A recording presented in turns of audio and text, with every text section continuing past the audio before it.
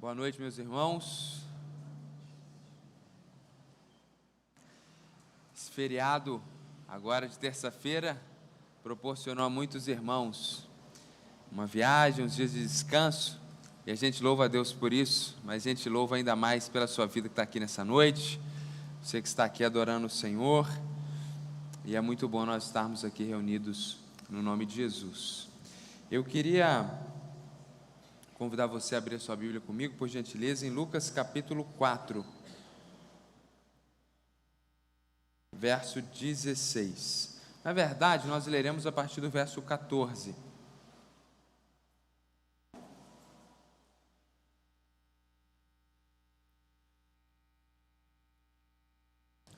Apenas uma recapitulação para você que chegou nessa noite, não tem acompanhado a exposição do Evangelho de Lucas.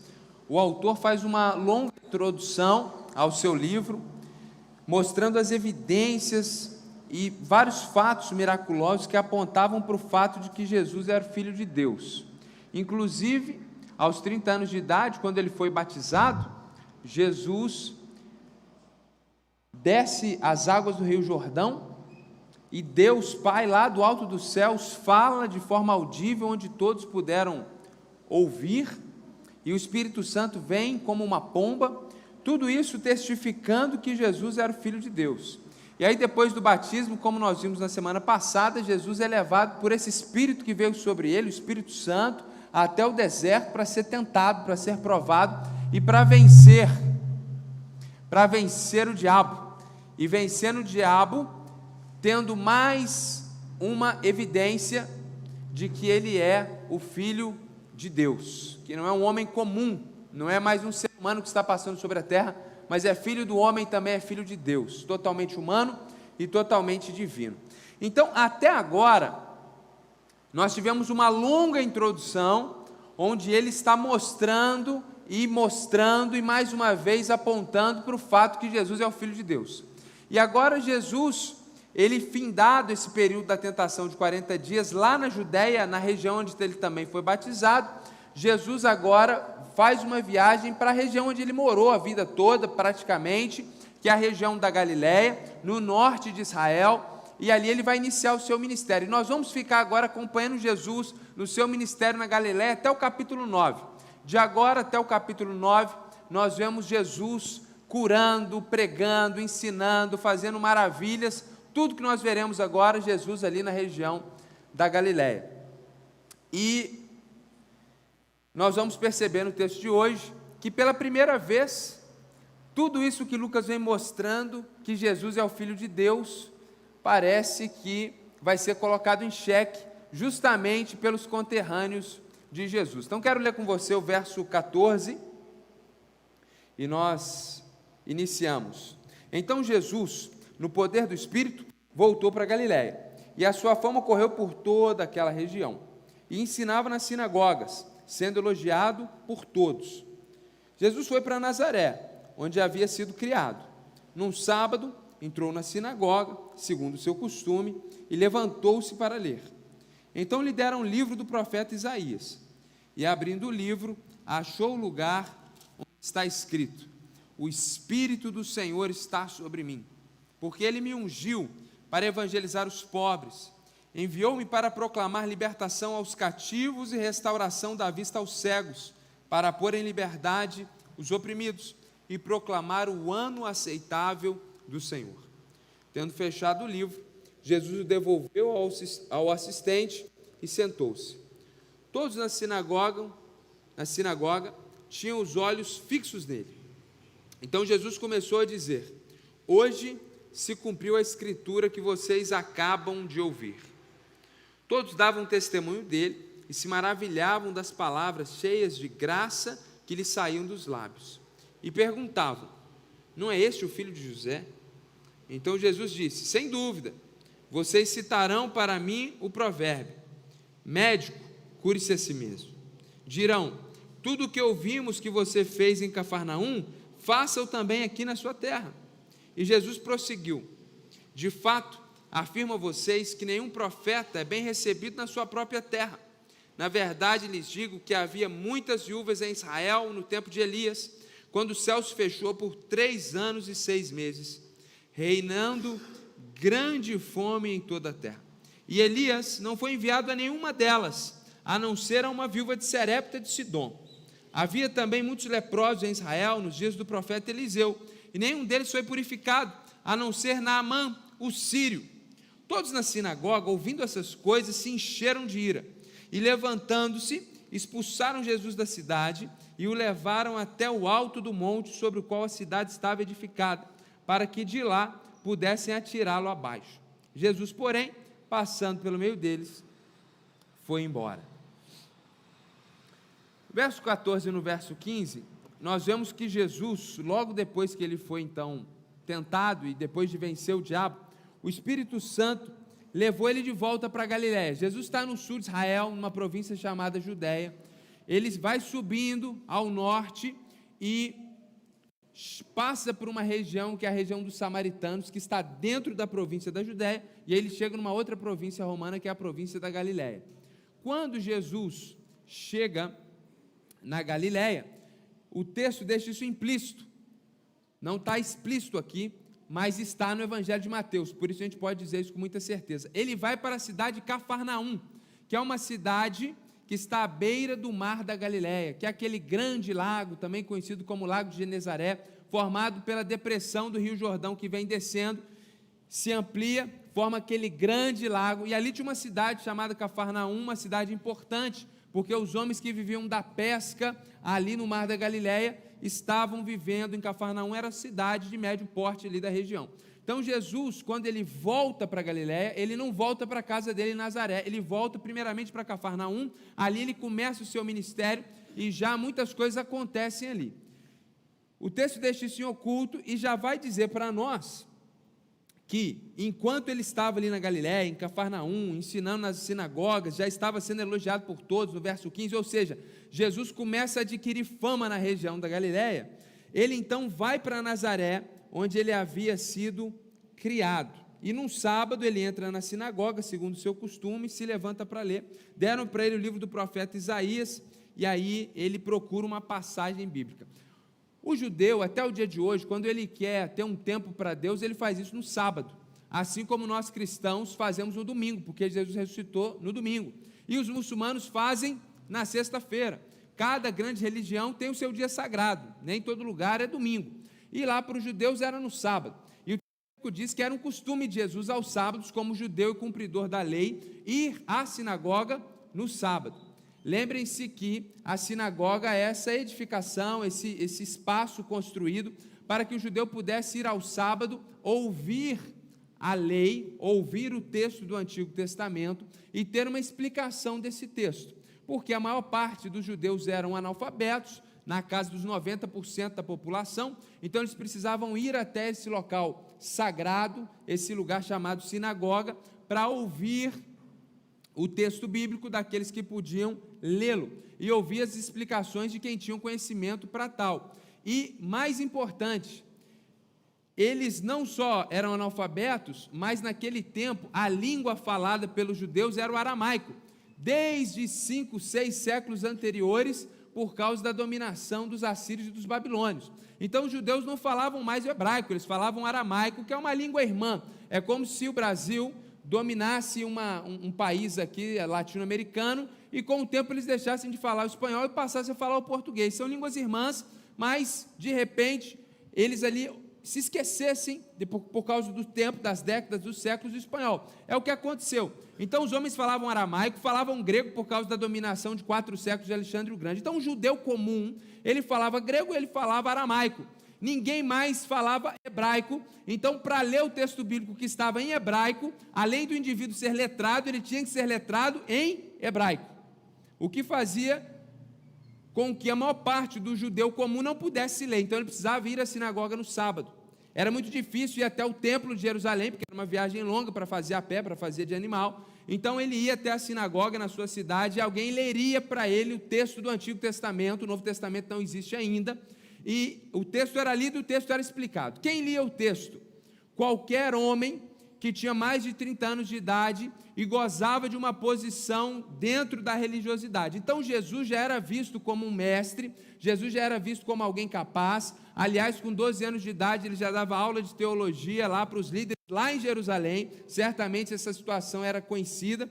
Então ele era um homem de 30 anos de idade, um homem capaz de ler e capaz de explicar. Isso era costumeiro de Jesus.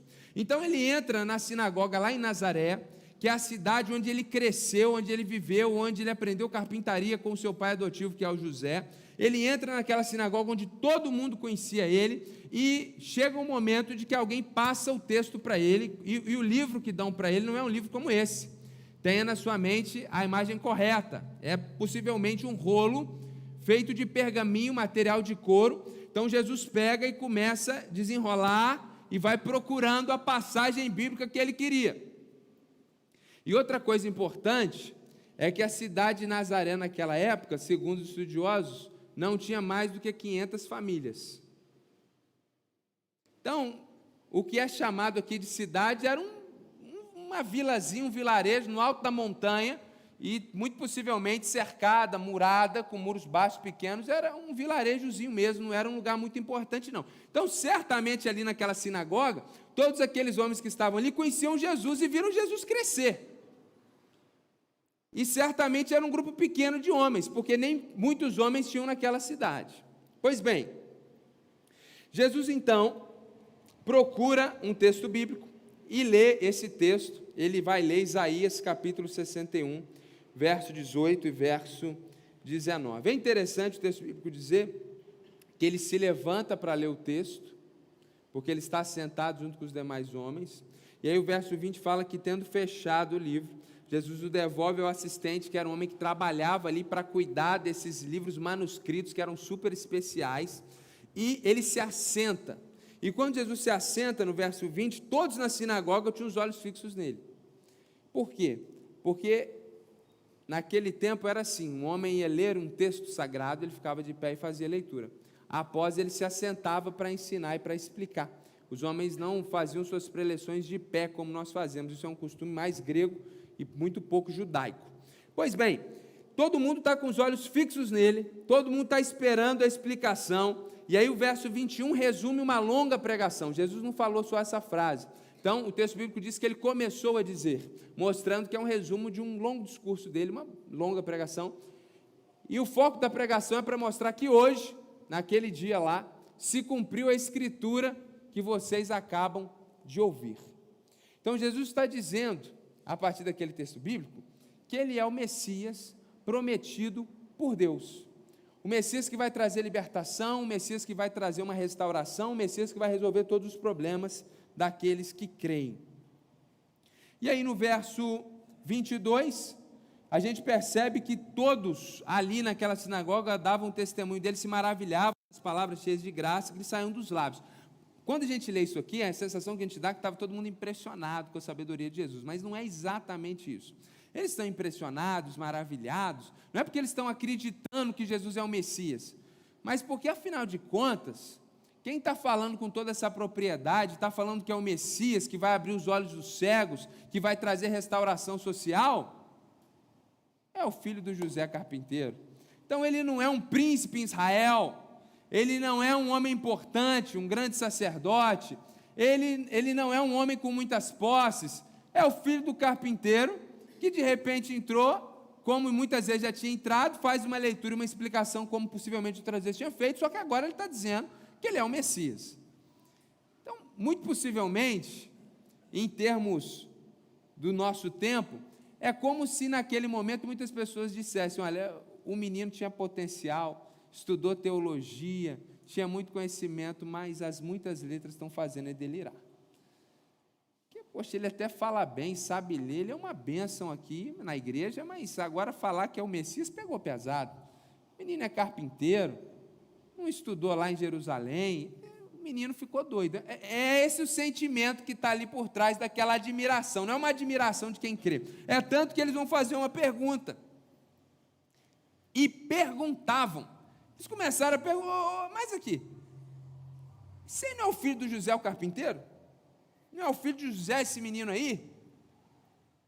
E aí Jesus, então, percebendo a incredulidade deles, percebendo a dificuldade deles de crer no que ele estava falando, Jesus vai direto ao ponto.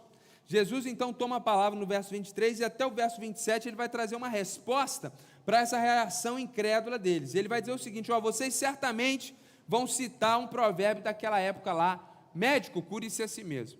E vocês vão pedir para eu fazer sinais aqui que eu fiz lá em Cafarnaum. E aí Jesus prossegue no verso 24, olha, eu afirmo a vocês que nenhum profeta é bem recebido na sua própria terra. Ele vai dizer algo que é um fato, é uma verdade.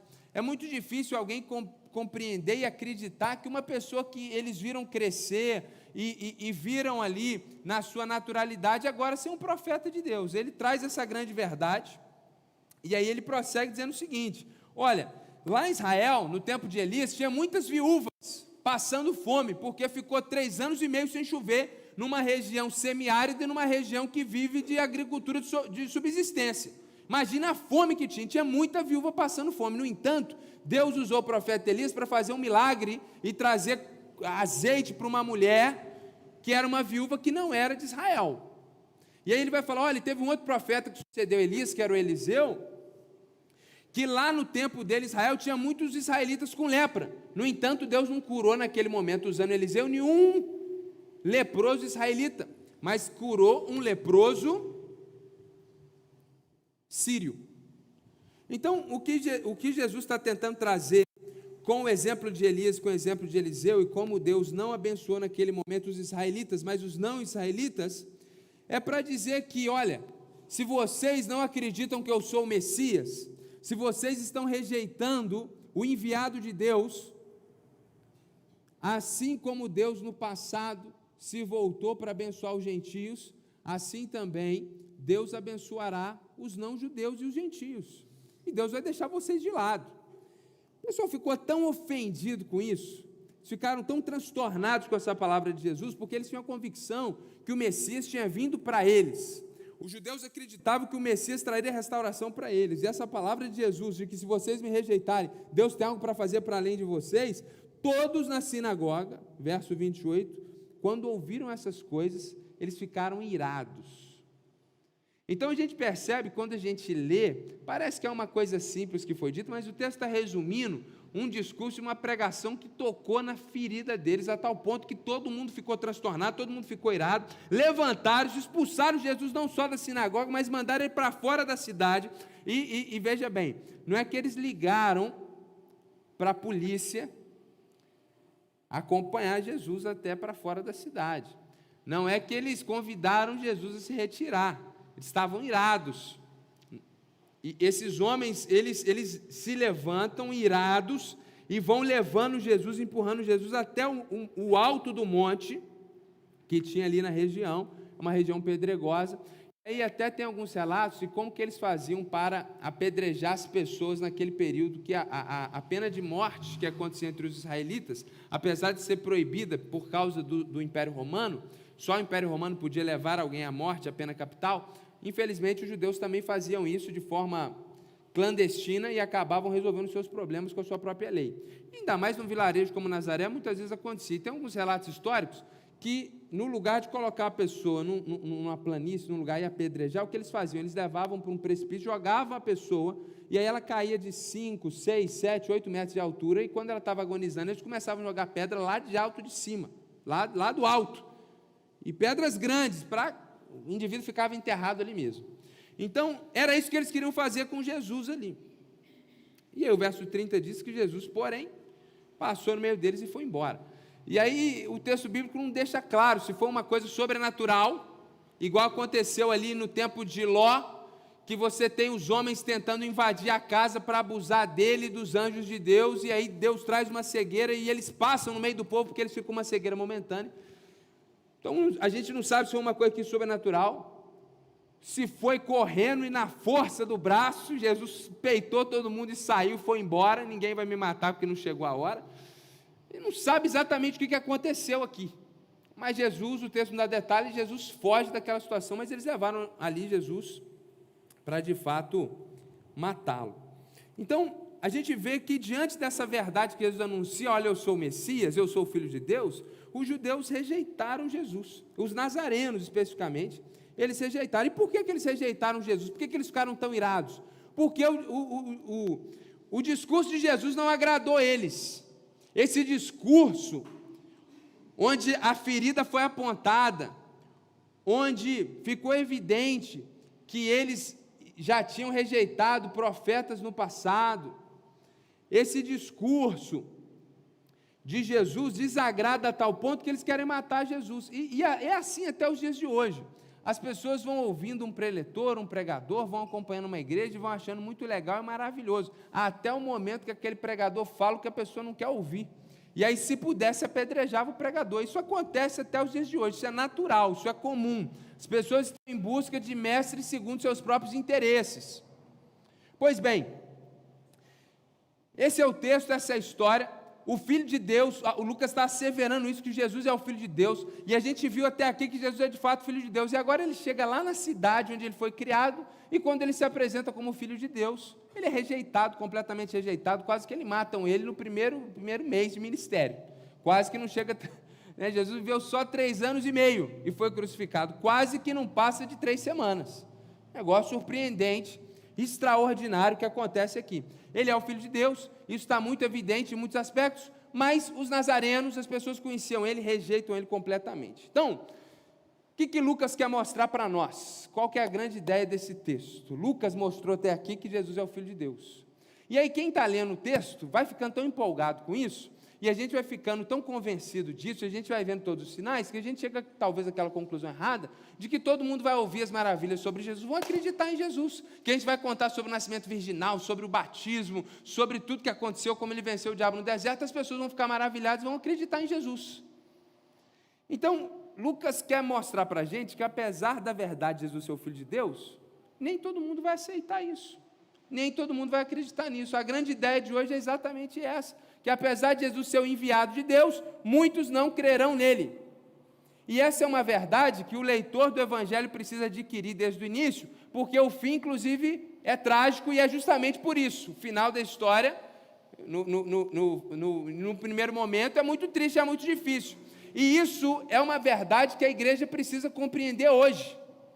Porque o evangélico hoje, porque Jesus é o Filho de Deus e ele acredita que ele tem a verdade de Deus, ele acha que todo mundo tem que aceitar essa verdade, porque Jesus é Deus, porque Jesus é Senhor, porque Jesus é Salvador, e se você não acreditar nisso, as pessoas ficam revoltadas, as pessoas oprimem, as pessoas não respeitam. Então a gente tem presenciado hoje com essa facilidade de você gravar um vídeo, cenas inclusive escabrosas, de completa intolerância religiosa de evangélicos que falam em nome de Jesus e de um Deus que é amor. Então a gente tem visto muita intolerância religiosa daqueles que são representantes de Jesus, de violência mesmo, inclusive física muitas vezes, o que é impressionante e surpreendente, mas é um fato. Então o Lucas, o evangelista, ele quer nos mostrar essa verdade também. Olha, Jesus é o Filho de Deus sim, mas nem todo mundo vai acreditar nisso. E o fato de que existem pessoas que não acreditam nisso, não anula essa verdade. Então, essa é a grande ideia do texto, e eu quero trazer algumas aplicações mais práticas aqui para a nossa vida. Primeiro, quero voltar com você no verso 18 e 19, e eu quero analisar contigo a missão de Jesus. O Espírito Santo veio sobre ele no batismo, levou ele para o deserto, levou ele agora para a Galileia, e ele diz, por que o Espírito Santo está sobre mim? Por que o Espírito Santo veio sobre mim? Ele traz uma profecia lá do profeta Isaías e diz, ele me ungiu para evangelizar os pobres. A ideia da palavra evangelizar é para trazer boas notícias para os pobres, para aquelas pessoas que estão socialmente desprezadas, para aquelas pessoas que estão socialmente à margem. Há uma boa notícia para elas, que se existe pobreza por causa da injustiça dos homens e por causa do pecado, o Messias vem para restaurar todas as coisas na eternidade e acabar com essa injustiça, com essa desigualdade, inclusive no campo econômico e no campo social. A Bíblia diz que lá na eternidade, Cristo será tudo em todos. problema, inclusive, hoje, é que algumas propostas filosóficas, ideológicas, sociais, é resolver um problema que só será resolvido na eternidade, nesse tempo. E não que a gente não tenha obrigações de zelar pela justiça nesse tempo. No entanto, a gente não pode esquecer que quando o Messias traz boas notícias aos pobres, aqui mesmo no Evangelho ele disse: olha, não dá para a gente acabar com a pobreza, sempre haverá pobres no meio de vocês. Então ele vem para trazer boas notícias aos pobres na eternidade, para restaurar todas as coisas na eternidade. E ele também está falando de uma pobreza espiritual. Ele também está falando daquela pessoa que olha para dentro de si e fala: eu não consigo agradar a Deus sozinho, eu olho para dentro de mim e eu sou um pecador. Ele olha para dentro de si e não vê nobreza espiritual, ele é um pobre espiritual. Por isso que o texto bíblico diz lá no Sermão do Monte, o próprio Jesus dizendo que bem-aventurado, feliz é o pobre, é o miserável, é aquele que olha para dentro de si e vê que sem Deus ele não é nada, ele não tem nada, ele não tem ninguém. Essa pessoa é feliz. Então Jesus está dizendo: olha, eu sou o Messias e eu tenho boa notícia para você, que olha para dentro de você e fala: eu não dou conta de ser evangélico, eu não dou conta de ser certinho, eu não dou conta de viver o que Deus quer, porque eu não presto. Você é pobre espiritualmente? Há uma boa notícia de Deus para você. Ele enviou para proclamar libertação aos cativos. Naquele tempo, onde muitos judeus estavam presos por causa de questões políticas, debaixo da opressão do Império Romano, Jesus vem dizer que a verdadeira restauração da sociedade e da libertação que o povo esperava não era na força do braço, mas era a partir de uma operação do próprio Deus eterna. É o Messias que vai fazer com que o reino que hoje é invisível, um dia se torne visível e claro. E ali haverá libertação efetiva dos cativos, os injustiçados receberão justiça. E isso não é só no campo físico, material, mas também no campo espiritual. Muitas pessoas estão aprisionadas espiritualmente, muitas pessoas estão aprisionadas pelos seus próprios pecados, e não há melhor fala do que essa: cativos, presos, porque se você tentar abandonar esse pecado, você não consegue, e essa é a maior evidência de que você está preso, você está cativo a isso. Porque se não tivesse, você abandonaria. E Jesus está dizendo o seguinte: olha, eu fui enviado para proclamar libertação aos cativos. Então Jesus, ele tem libertação para você que está aprisionado. Se existe algum pecado na sua vida, alguma área da sua vida que está te prendendo, Jesus veio para libertar o seu espírito, a sua alma, a sua mente. Ele vem para trazer efetiva libertação e restauração da vista aos cegos. Quantos cegos Jesus não curou, quantos milagres físicos Jesus não fez e continua fazendo. E nós temos assim evidência daquilo que ele disse que acontecerá na eternidade, onde todos serão curados de todas as condições físicas degradantes que o pecado trouxe a nós. Todos naquele dia seremos curados e viveremos eternamente com plena saúde, porque morte não mais haverá, nem dor nem sofrimento. Então ele faz isso nessa terra para que a gente tenha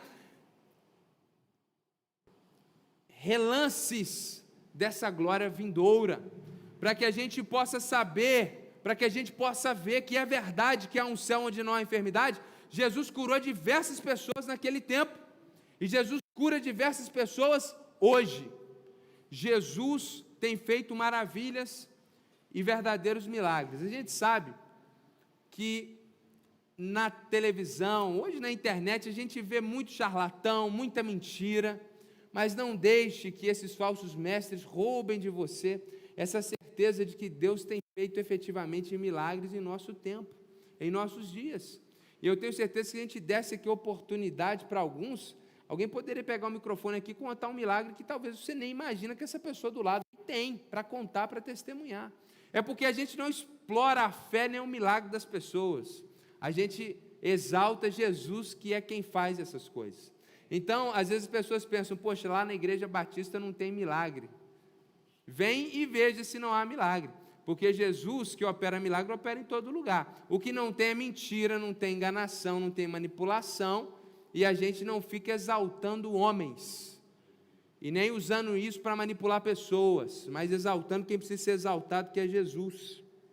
E ele vem para pôr em liberdade os oprimidos. Então, meus irmãos, a missão de Jesus ela é tal e é tão direta para nós, porque muitos estão aqui espiritualmente opressos. Espiritualmente o pecado tem dominado você, você está cativo, você está aprisionado. Espiritualmente, outros estão psiquicamente aprisionados pelas suas perspectivas, pelas suas ideologias. Você é refém muitas vezes da sua história, e Jesus tem libertação para você. Jesus de fato pode deixar sua alma livre, o seu espírito livre. Jesus pode fazer você vencer esse pecado que tem vencido você. Você não precisa mais ser refém do pecado, refém da história, refém de todas essas coisas. Em Cristo Jesus há liberdade, há libertação efetiva. Então, se você está aqui nessa noite se sentindo aprisionado, Jesus veio para você.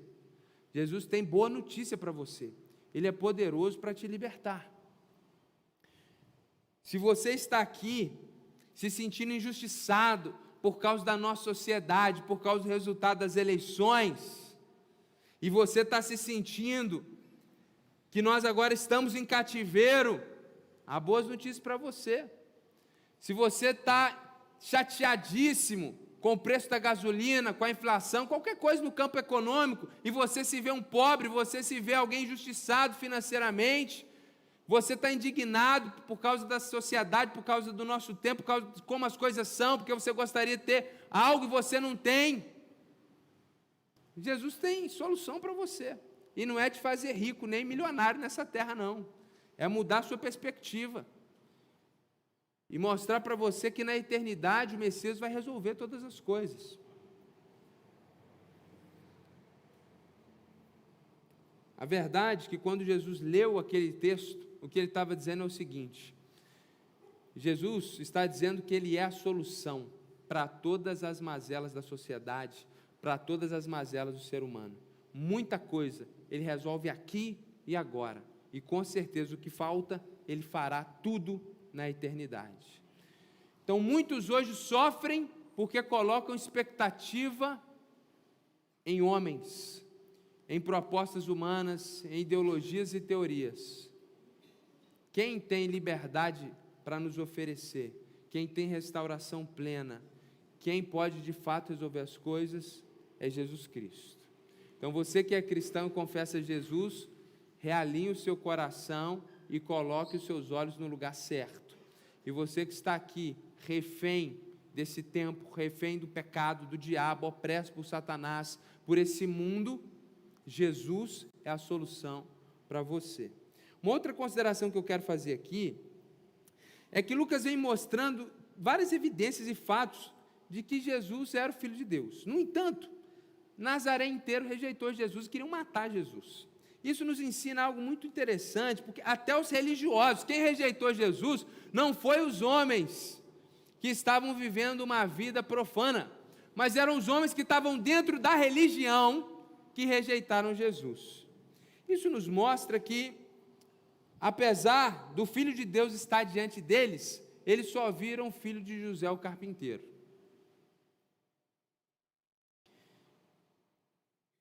E nós precisamos estar preparados para essa realidade.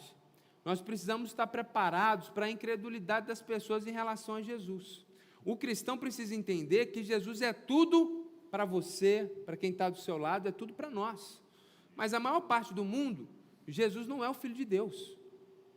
E não é por falta de evidências, não é por falta de provas, é porque eles não querem acreditar. E nós precisamos aprender a lidar com isso, porque muito da dificuldade hoje do evangelicalismo é exatamente aqui.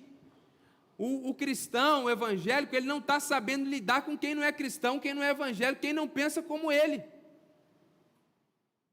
Isso é um problema. Então Lucas está ensinando ali os seus leitores: olha, Jesus é o Filho de Deus, mas nem todo mundo vai acreditar nisso. Isso é uma verdade que a gente tem que aprender a lidar. E é interessantíssimo porque até aqui, Lucas está exaltando Jesus. Jesus teve um nascimento incrível.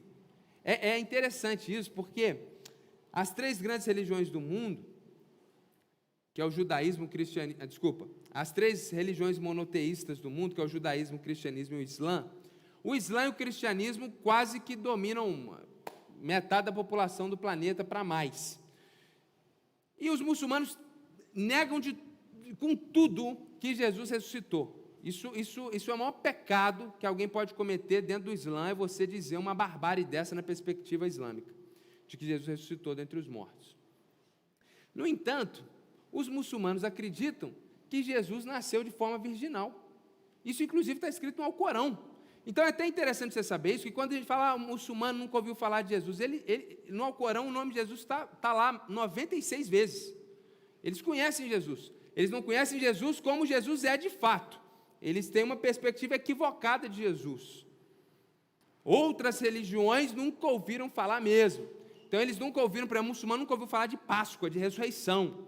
Mas de Natal eles já ouviram falar. E eles, inclusive, acreditam nisso, que Jesus nasceu de forma virginal, de uma forma miraculosa. E o grande profeta deles é Muhammad. E é interessantíssimo porque eles tentam colocar Muhammad como superior a Jesus.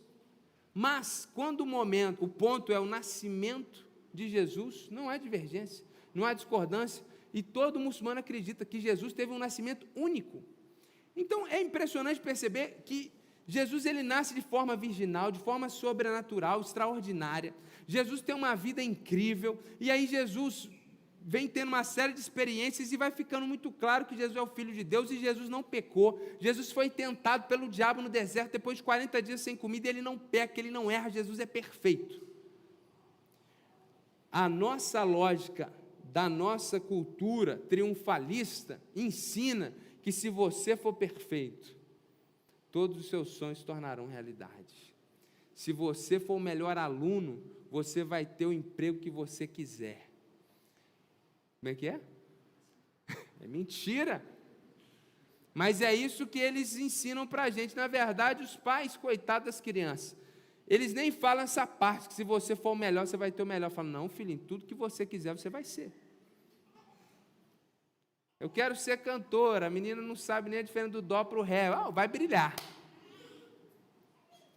Esse tipo de triunfalismo é muito típico aqui no Ocidente, isso vem dos Estados Unidos, e sem juízo de valor, isso é um fato, e muitos cristãos, por causa desse evangelho falso que é pregado por aí, acabam tendo isso reforçado, e eles acreditam que se eles forem fiéis a Deus, Deus vai curar, Deus vai dar, eu vou prosperar, é só eu fazer tudo do jeitinho de Deus. Agora veja bem, Jesus está fazendo tudo do jeitinho de Deus, durante 30 anos da sua vida. Ele acabou de vencer o próprio diabo. E aí o que vem em seguida? Tentativa de homicídio. Então a gente tem que aprender também que ser cristão não nos exime de lutas e tribulações, pelo contrário. Talvez é justamente porque a gente está fazendo tudo certo, que a gente está apto a passar por uma nova fase, passar por um teste maior, ser aprovado e avançando e crescendo como homens e mulheres de Deus. Então isso que está acontecendo com Jesus aqui, essa rejeição dele como filho de Deus, essa falta de sucesso diante da sua fidelidade, nos ensina muito. Nos ensina a lidar com essa verdade que muitos vão rejeitar Jesus, a gente tem que estar preparado para isso. Nos ensina a perceber que muitas vezes você vai ser o melhor cristão que você pode ser, e a luta vai vir, e não é porque você pecou, isso é uma coisa que a gente pensa muito, poxa, deu errado, porque certamente eu não orei como eu precisava orar. Irmãos, esse pensamento é um pensamento kardecista. Você erra, você tem que pagar, e aqui se fez, aqui se paga. Isso não é um pensamento cristão. Nem sempre a gente está sofrendo porque a gente errou. Às vezes sim, consequência do pecado, disciplina da parte de Deus, mas nem sempre. E aqui está um exemplo. Jesus sendo rejeitado, apesar de ser o Filho de Deus.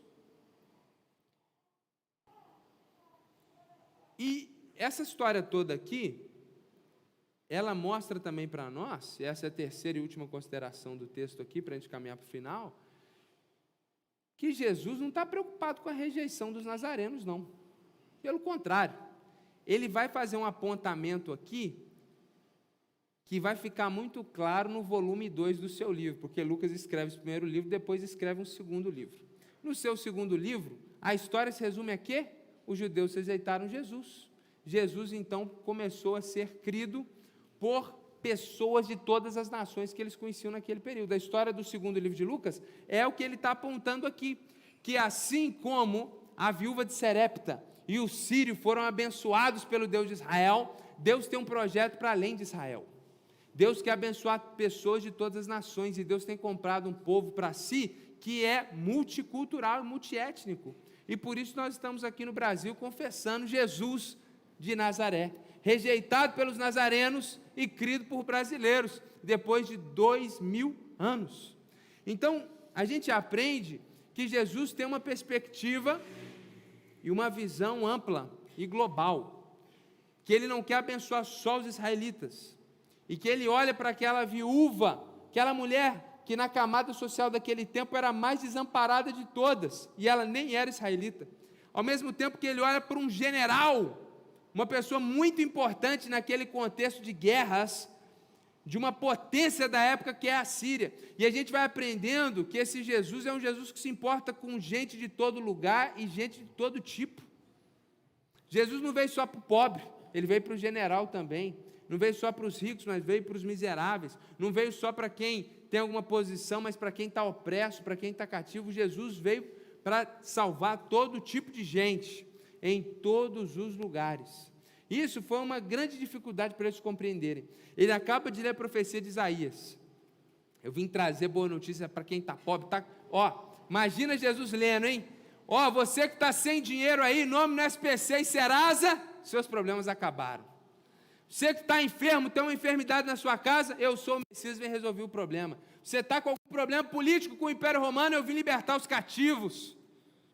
Só que quando Jesus aponta de que isso não era só para os judeus, o problema está instaurado, eles querem matar Jesus. Esse etnocentrismo dos judeus, que de uma forma espiritual acabou sendo passado para nós que viemos dos judeus. Muitas vezes o cristão ele tem essa ideia de que Jesus é só para ele, Jesus é só para abençoar ele, e graças a Deus por essa igreja, e que os outros não venham nos atrapalhar. Isso não é o evangelho de Jesus. Jesus veio para todo tipo de gente, e nós precisamos ter essa perspectiva de Deus. Se você está aqui nessa noite e não tem certeza de que Jesus é o Filho de Deus, eu digo a você, Jesus não foi mais um mestre, Jesus não foi mais um homem sábio que passou aqui, e Jesus não quer começar uma nova religião e quer que você seja parte dessa religião. Jesus é Filho de Deus, o que significa que Ele é o próprio Deus encarnado, e veio aqui com uma missão muito clara, que é restaurar completamente a sua vida, no campo social, econômico, espiritual, em todas as áreas, e que isso começa aqui e termina na eternidade. Então Jesus é o Messias prometido de Deus para a sua vida, e se você está aqui, e isso não é ainda uma verdade para você, eu encorajo você nessa noite a tomar uma decisão, e fazer diferente dos nazarenos, não rejeite a Jesus. E é interessante que eu imagino, o texto bíblico diz que todo mundo ficou muito irado e expulsaram Jesus da cidade. Talvez alguns tenham exatamente esse sentimento lá no fundo. Se Jesus tentasse efetivamente mudar alguma coisa na sua vida, você põe Jesus para fora da sua casa, porque quem manda lá é você. Eu acho que tem gente que faria exatamente isso. Mas outros talvez não tenham essa vivência toda. Eu fico pensando se todos aqueles homens foram de fato lá para o alto da montanha para empurrar Jesus para baixo. Eu acho que nem todos foram, mas muitos concordaram. É só filho de José, ele não é filho de Deus coisa nenhuma. E muitas pessoas estão rejeitando Jesus com muita veemência, mas muitas pessoas estão rejeitando Jesus apesar de serem religiosas e virem na igreja de vez em quando, ou todo domingo até. Então, quando você não admite Jesus como Filho de Deus efetivamente e não se rende a Ele completamente, isso é uma forma de rejeição passiva.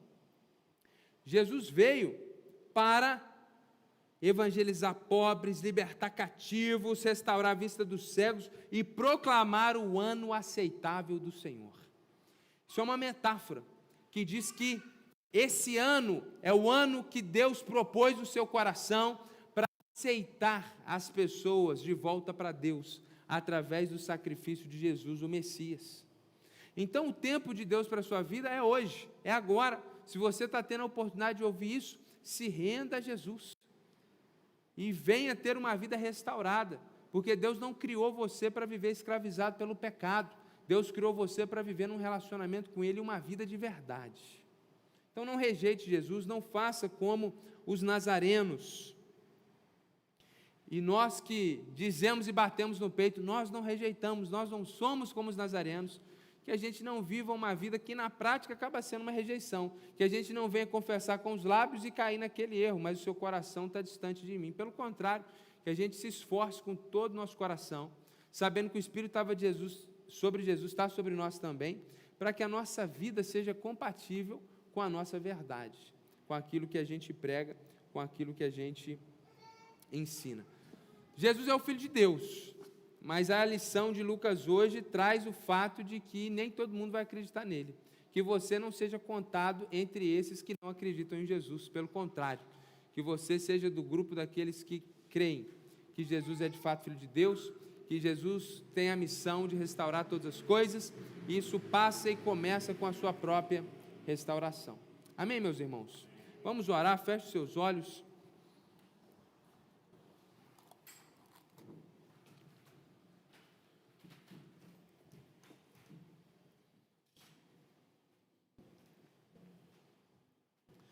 Senhor, é impressionante pensar que aqueles homens viram o Senhor, aqueles homens viram o próprio Deus encarnado, e eles viram a tua sabedoria naquela sinagoga, e porque não podiam acreditar que Deus escolheu vir e ser adotado por uma família simples de um homem carpinteiro, eles rejeitaram o Senhor. Ainda hoje muitos não têm acreditado nos teus métodos, ó Pai, no teu jeito, na tua maneira, no teu projeto, e têm rejeitado o Senhor. Que ninguém que está ouvindo essa preleção venha se comportar como os nazarenos se comportaram, rejeitando a Jesus. Pelo contrário, Pai, minha oração é que cada um de nós aqui possa se render completamente ao teu senhorio, a quem tu és, e viver a vida que o Senhor tem para nós, que é a vida verdadeira, que é a verdadeira liberdade, que é a verdadeira justiça, Senhor.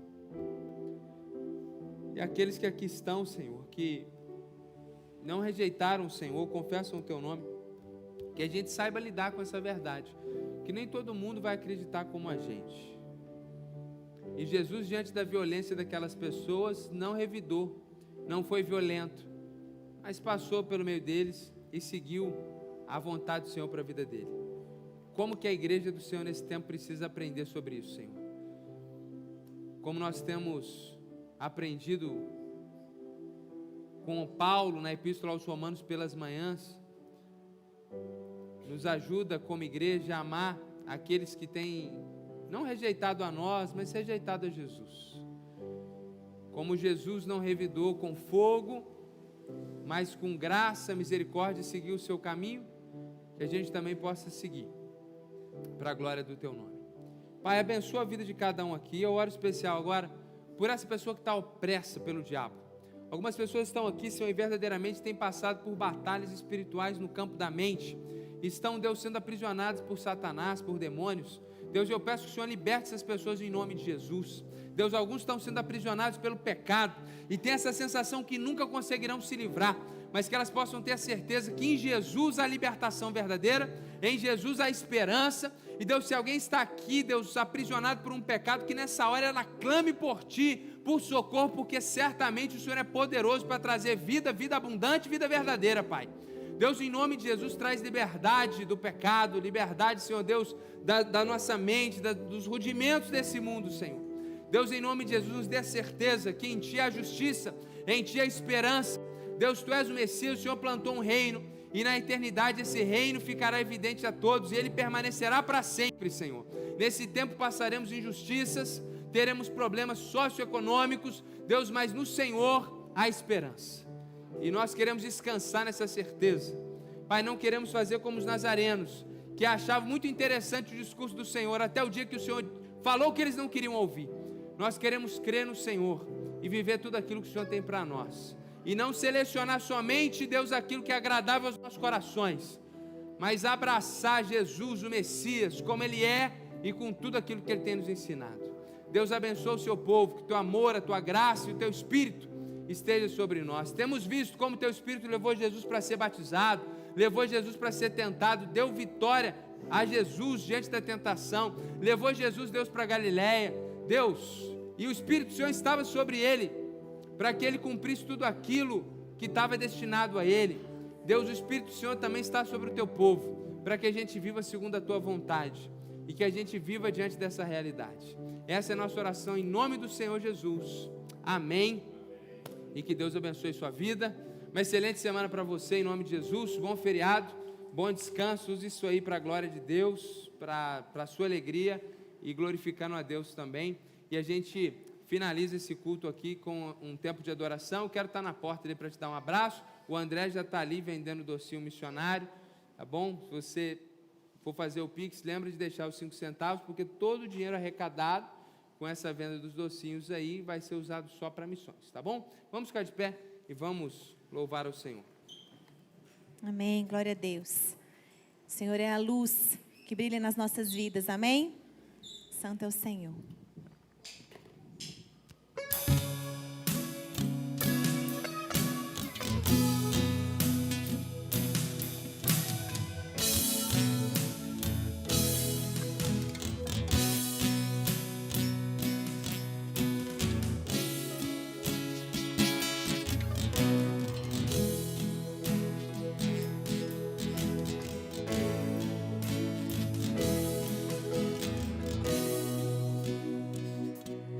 Tu és a luz que brilha sobre a escuridão. Tu és a paz que acalma todo coração. És o pão pro faminto, a força do aflito. E nós somos teus pés e tuas mãos. Oh,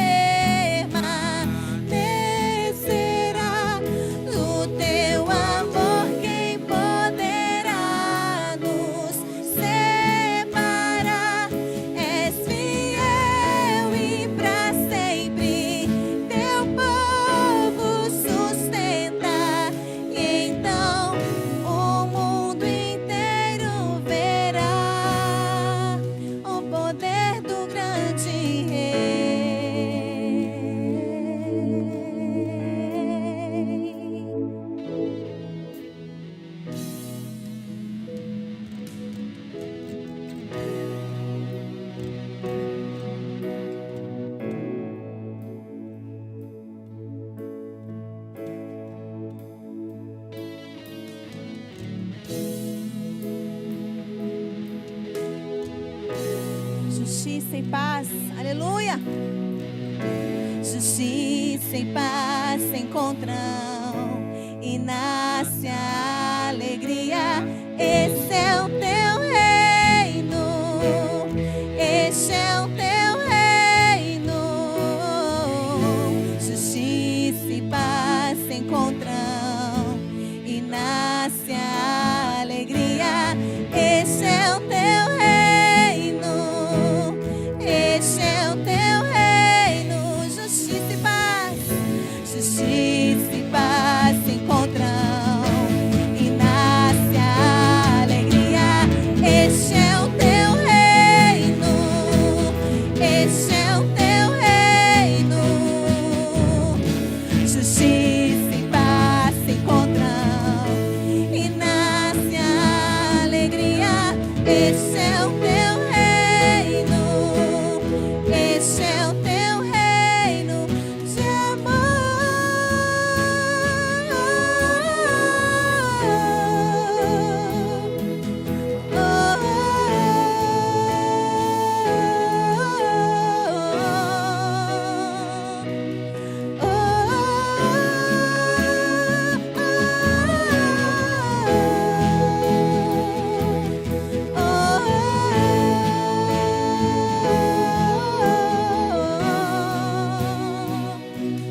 Tu és a luz que brilha sobre a escuridão.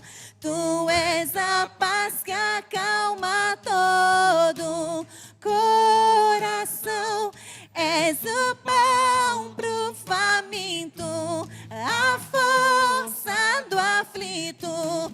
E nós somos teus pés e tuas mãos. Tua verdade sempre permanecerá. Do teu amor quem poderá nos separar? És fiel e pra sempre teu povo sustenta. E então o mundo inteiro verá o poder do grande Rei. Aleluia, santo, santo é o Senhor. Que você tenha uma boa semana, que você vá em paz, que Deus te abençoe sua semana de trabalho, seu lar, em nome de Jesus. Amém?